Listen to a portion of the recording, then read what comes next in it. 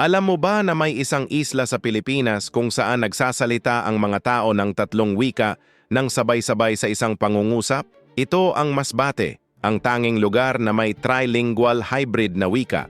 Dahil nasa gitna ng Luzon at Visayas ang Masbate, naging tulay ito ng tatlong pangunahing wika, Cebuano, Tagalog at Bicolano.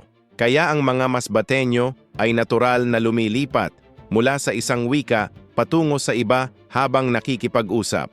Halimbawa, ang salitang bata sa Cebuano ay nangangahulugang bata, pero sa Masbateño, ito ay nangangahulugang damit.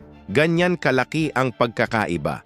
Dahil sa kultura nilang pangdagat at pag-aalaga ng baka, may mga salita silang walang katumbas sa ibang dialekto. Ang kanilang mga tawag sa kamag-anak ay naiiba rin dahil sa maritime culture. Nakakataka rin na mas maraming tonal variations ang Masbateño kaysa sa ibang Visayan languages.